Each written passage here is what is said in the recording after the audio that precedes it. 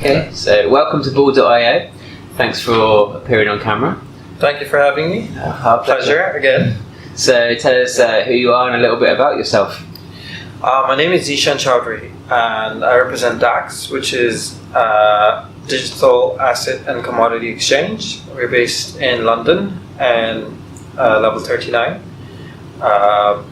We're also now venturing out into other countries through our pre-selection in the Global Financial Innovation Network, which is a FCA and Hong Kong-led consortium of countries which are actively trying to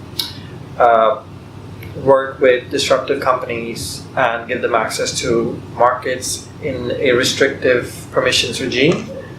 So, considering how when we started, so it's it's been a very fast-paced journey, and every day is like a challenge. As you can see, I'm tired. What's the biggest challenge been so far? The biggest challenge so far has been, I think, from my days of starting, of investing my time with reading legislation. It's a completely different kind of language to shoot.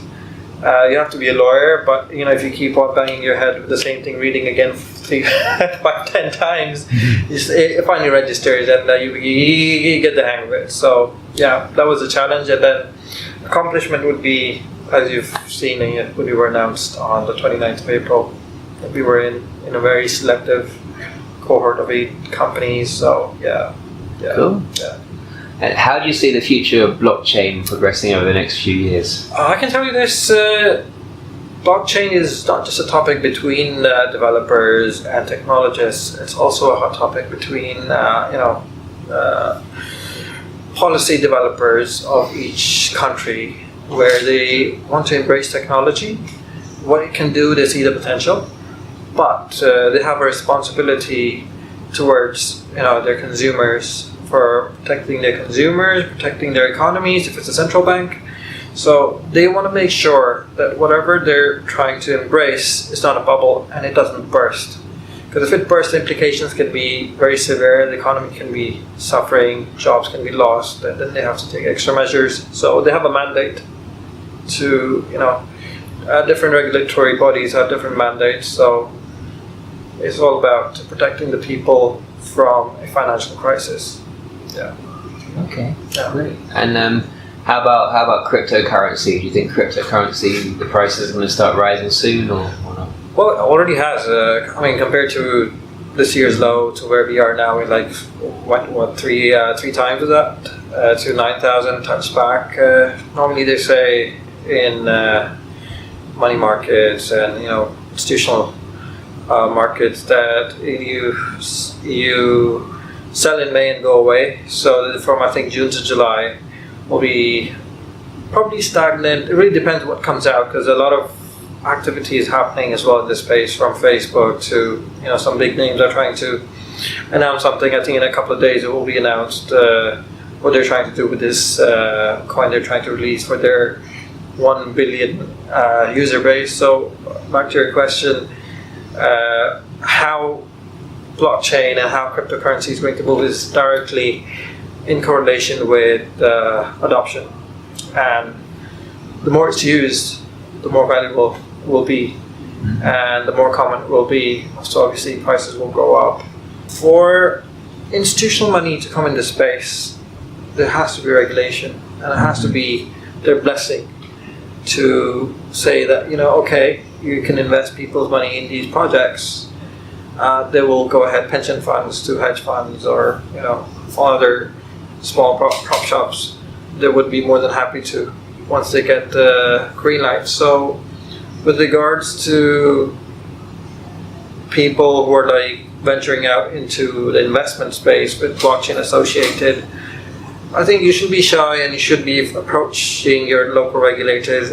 There's a different kind of pace a entrepreneur works on. For them every second counts, and the public sector, it's very slow.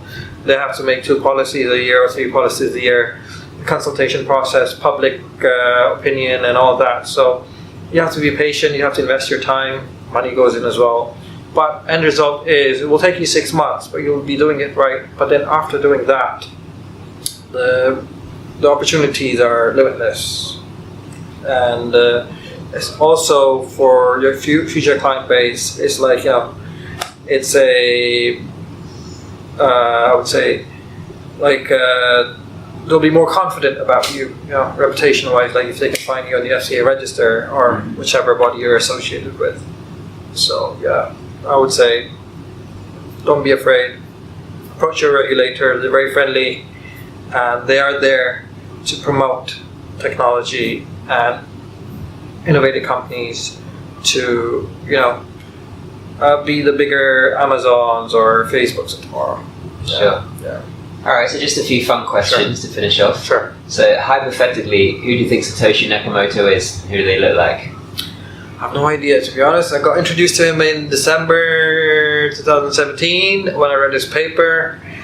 Didn't know. I mean, it has to be someone from an academic background if they can write that research paper. So it's someone from, I would say, being in academics myself, the quality of literature, what he's done, it's not something a undergrad or a school dropout would be able to do. It's someone from an academic background and is very sophisticated in their thought process, not just coding or making cryptography, but from the concept of economics, monetary economics.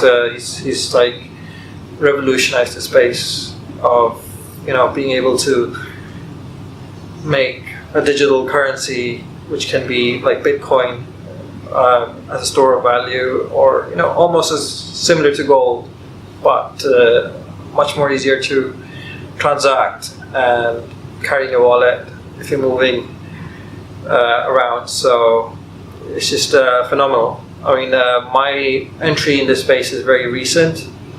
February 2018 is when I started my first investment in Bitcoin. So yeah, it's been a very short journey and still learning every day. The space never surprises you. To every month or every week, there's some new terminologies floating around in the dev space.